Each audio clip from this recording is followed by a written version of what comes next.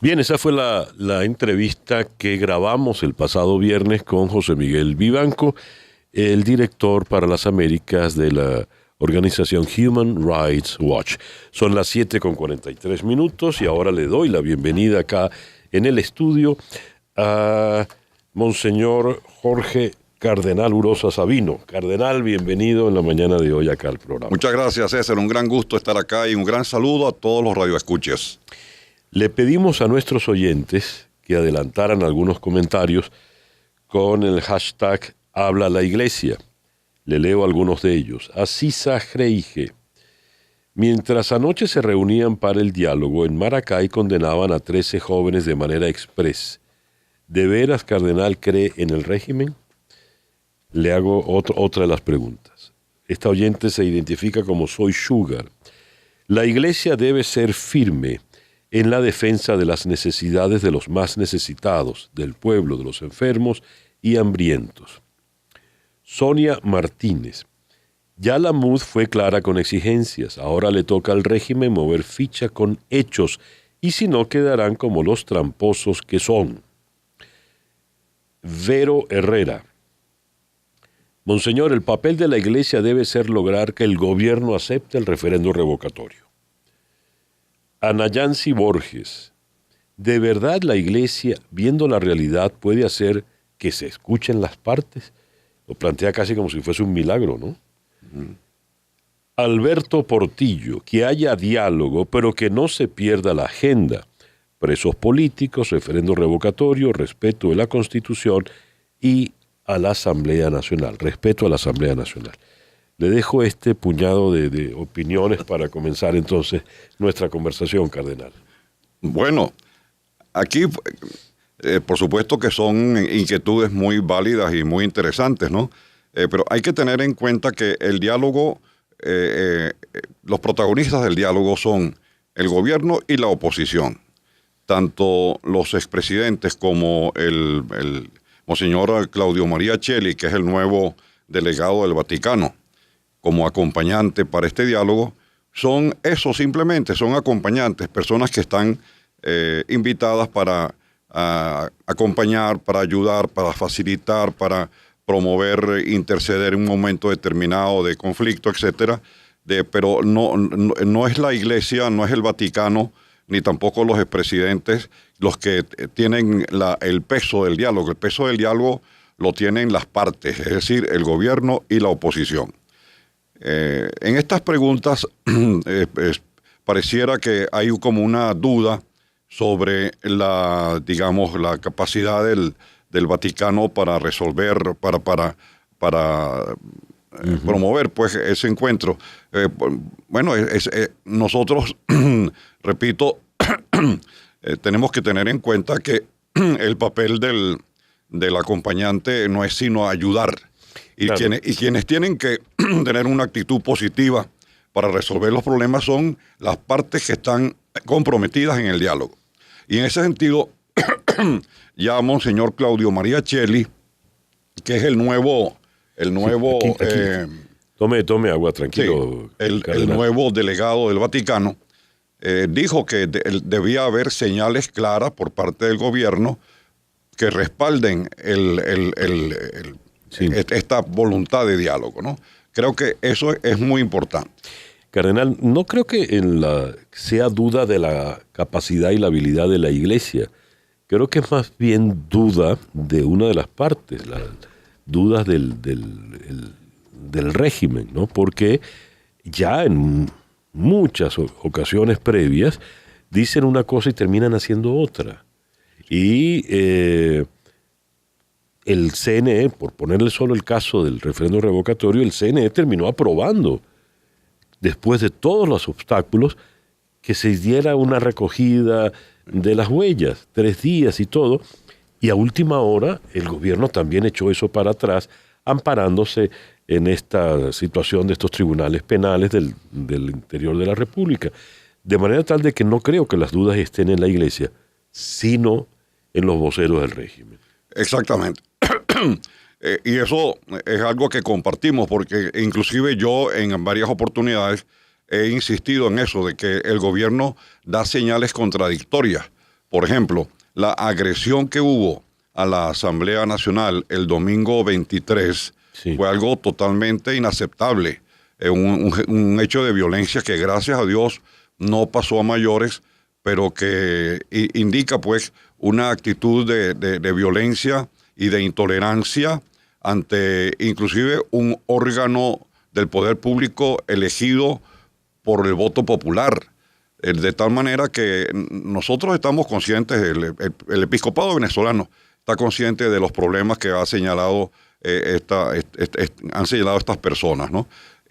Pero bueno, hay que darle una oportunidad al diálogo y hay que exigirle al gobierno que cese de tener esa actitud negativa y agresiva contra la oposición, que es en este momento la representante de la mayoría del pueblo venezolano.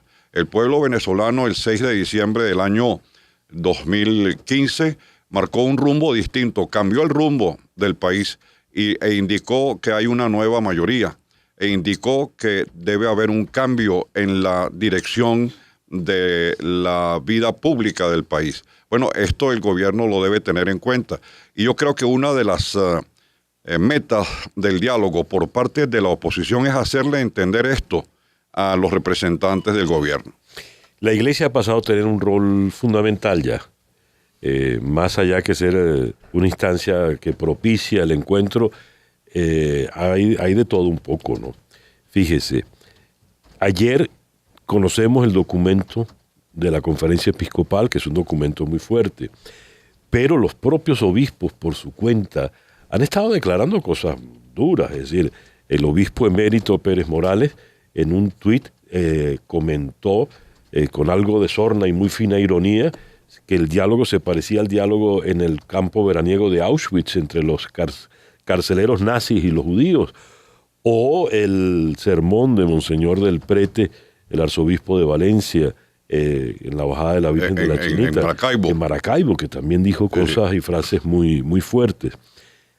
¿Habrá también división dentro de la Iglesia sobre qué hacer con la crisis del país en este momento? No, yo creo que nosotros estamos en una óptica muy realista, es decir, es necesario el diálogo precisamente para que se resuelvan esas actitudes negativas que se dan por parte, sobre todo, y hay que decirlo así con toda libertad, sobre todo por parte del gobierno. Sí. Cuando el gobierno favorece, digamos, el ataque a la Asamblea Nacional, cuando el gobierno promueve a través de diversos organismos, promueve las trabas al revocatorio, evidentemente está indicando una actitud negativa. Y en este sentido, el episcopado venezolano está muy claro, todo eso se está dando. Pero por eso es importante que el gobierno admita que tiene que cambiar, y eso es lo que hay que tratar de lograr. El objetivo fundamental del diálogo por parte de la oposición es hacerle ver al gobierno que el camino que lleva es un camino equivocado, que es un camino que nos ha llevado a la ruina, que es un camino que ha llevado a que tengamos una inflación del 700% o no sé cuánto, a la escasez, a la carestía, a que se esté muriendo la gente en los hospitales por falta de atención o por problemas de higiene en los hospitales. De manera que nosotros tenemos una gran claridad al respecto, sí, y estamos muy unidos. Afortunadamente el episcopado venezolano está muy unido. Sí, por supuesto que hay matices, ¿no?, entre nosotros, pero estamos muy unidos en que hay que llevar adelante el diálogo y en que hay que superar esos problemas y esos obstáculos que el gobierno pone para el desarrollo de la vida del país. A ver, para algunos el diálogo no es más que una trampa del gobierno para ganar tiempo. Para otros, pues el diálogo es la solución a los problemas. Pero la solución pasaría por proceder ya de una vez al referendo revocatorio o cualquier otra opción electoral, porque hasta se está hablando de adelantar elecciones generales, en fin. Para usted, cardenal, ¿el diálogo sería exitoso si ocurriese qué? Bueno, mira, si por ejemplo el Consejo Nacional Electoral hoy o mañana dijera, vamos a llevar adelante la recolección del 20% de las firmas, yo creo que el diálogo sería sumamente exitoso. Y yo personalmente, en declaraciones que he dado en estos días, he insistido en eso, en que en el diálogo tiene que tener un primer lugar el revocatorio, es decir, el respeto a la voluntad popular de ir a un hecho electoral que promueva la solución de la actual crisis política del país. Yo creo, en ese sentido, pues, que un elemento fundamental sería el abrir las puertas al revocatorio este año. Y en ese sentido me parece que la oposición debe ser sumamente firme. Ya. Cuando le decía, la Iglesia tiene un rol no solo de mediador o propiciador, sino un rol muy protagónico. Viene desde el propio Papa Francisco, que ha estado muy pendiente de todo lo que acontece acá. ¿Qué nos puede decir de esa reunión tan extraña a puertas cerradas entre el presidente Maduro y el Papa? No tengo mayor información sino la que salió por la prensa. Es decir, Maduro estaba en el Medio Oriente, en ese lado pues del Atlántico, y vio como una cosa conveniente el encontrarse con el Papa. Llamó por teléfono a la Secretaría de Estado, en fin, al Papa, a las oficinas del Papa directamente, y le pidió al Santo Padre que lo recibiera. Yo supongo que el Papa ponderó, digamos, los pros y los contras de eso, pero en un gesto de cortesía, ya yo lo dije en una entrevista, pues simplemente lo recibió, claro. Lo recibió sin el protocolo de jefe de Estado, lo recibió privadamente y ciertamente el Papa es un hombre sumamente franco y muy directo. Yo supongo que el Papa le habrá insistido a Maduro en una serie de cosas que ya el Papa le ha escrito al presidente en al menos 2 cartas y que Maduro nunca ha respondido. De manera que eso es lo que yo sé de esa visita. El Papa consideró pues conveniente hablar directamente con Maduro y decirle lo que ya le había dicho en las cartas que le ha escrito. Una jalada de orejas. Yo supongo que sí. Claro, porque usted sabe lo delicado que es el mundo diplomático y lo que dicen los detalles protocolares. Que no le haya recibido como jefe de Estado o con el protocolo de rigor, dice mucho. Que le haya recibido sin fotos ni nada. Así es. Que en ningún momento se haya visto al Papa al lado de Maduro, dice también muchísimo. Así es. ¿Hasta dónde puede llegar este señor Maduro en estas actitudes?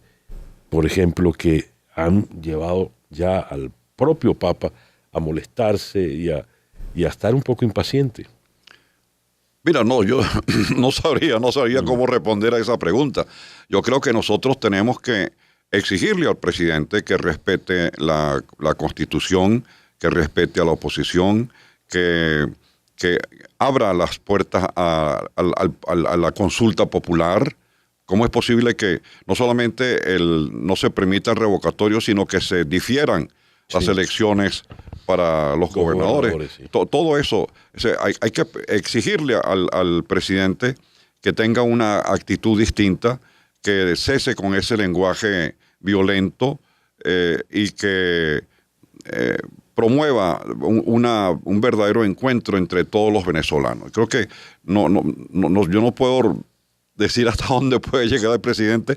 Creo que tenemos que pedirle al presidente que respete a la Constitución y que se dé cuenta de que el país cambió y de que él está gobernando un país en el cual la mayoría ya no lo acepta como presidente de la República. Claro, la pregunta se la hacía, obviamente era especulativa la respuesta, pero el venezolano está harto, cardenal.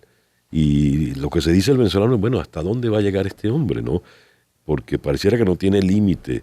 Bueno, yo creo que el diálogo va a depender, el éxito del diálogo va a depender de la franqueza y la firmeza con que los representantes de la oposición planteen las exigencias que tiene el pueblo venezolano.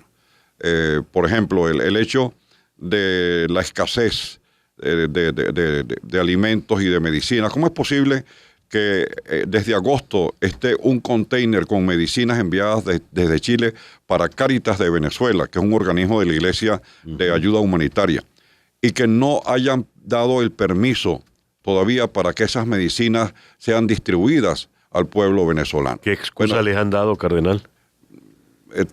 vamos a ver, etcétera, ese tipo de cosas, mándennos los recaudos y los vamos a estudiar, y simplemente dilatan y no hay respuesta. O sea, ese tipo de cosas son cosas que no se pueden aceptar. Igual que, por ejemplo, vuelvo y repito, lo de la agresión a la Asamblea Nacional, porque es que a mí me parece que eso es algo absolutamente inaceptable, pero no solamente, sino sumamente grave, muy peligroso. Y tiene que haber una, diríamos, moderación, tanto en el lenguaje como en las acciones. Por ejemplo, eso de tener todos los días trancada el centro de Caracas con manifestaciones, etcétera. Simplemente como para indicar que están en poder, digamos, de controlar la vida de la ciudad, etcétera. A mí me parece que eso es totalmente negativo. Muchos insisten que si no hay diálogo, hay violencia. Algunas personas que han pasado por este programa, que se han sentado allí donde está usted, cardenal, hablan en serio de la violencia. Algunos temen que la violencia de verdad pueda desbordarse. Yo también. ¿Sí lo creen? También. Yo creo que sobre eso yo quisiera decir algunas palabras más adelante. Por favor, diga. Bueno, mire, hay un problema que nosotros tenemos que tener en cuenta, y es que ciertamente para la oposición es muy difícil el complacer, digamos, a los líderes de la oposición. Es muy difícil complacer las exigencias del pueblo que está cansado, que está muy bravo, que está indignado.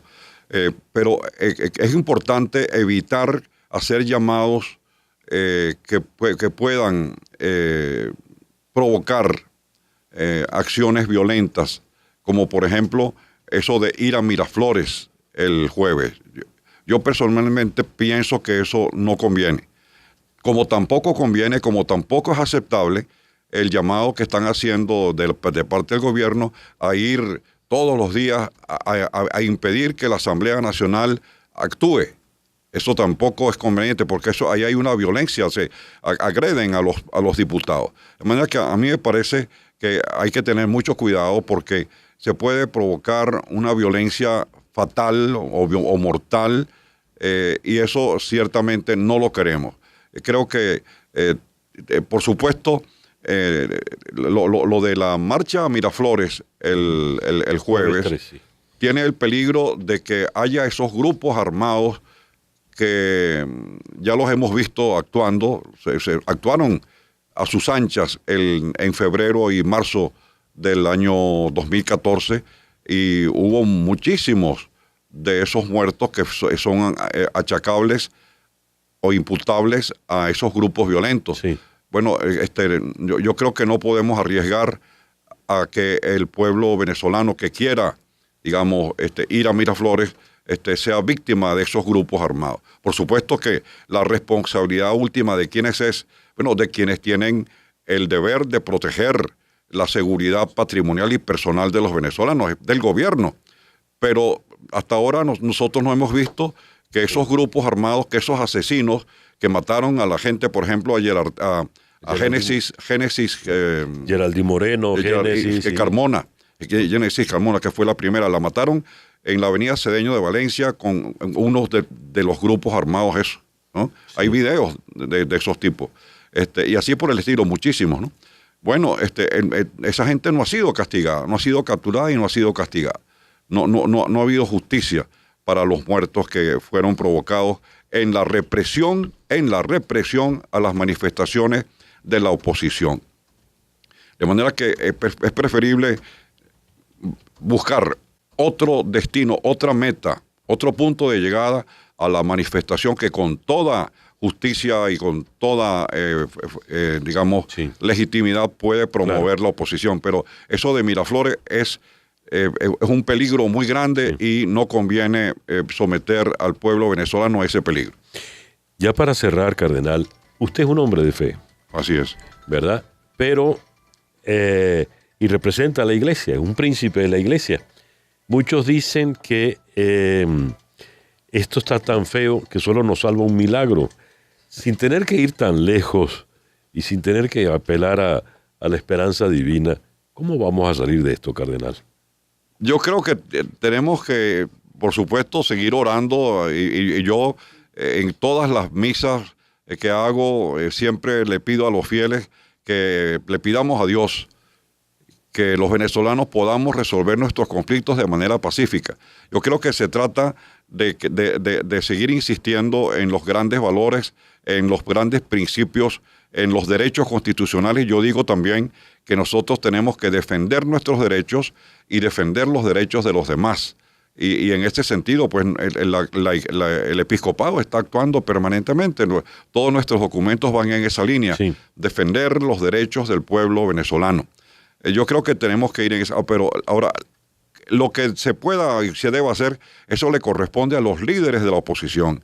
Ellos tienen una gran responsabilidad, han hecho una gran labor en circunstancias sumamente adversas y la están haciendo,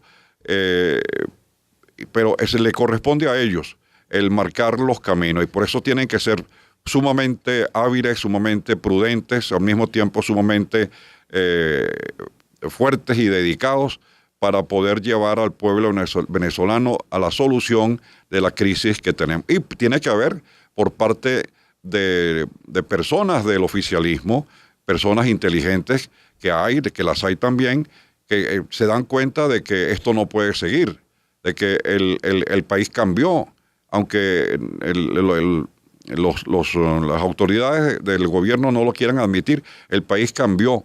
Y esa gente inteligente del oficialismo tiene que ayudar a que también nosotros, a que el país encuentre una solución a estas dificultades que tenemos. El país va hacia la ruina. Nosotros, ahora ya no sé, creo que es la tercera refinería que se quema. Sí. Bueno, es terrible lo que está pasando con PDVSA.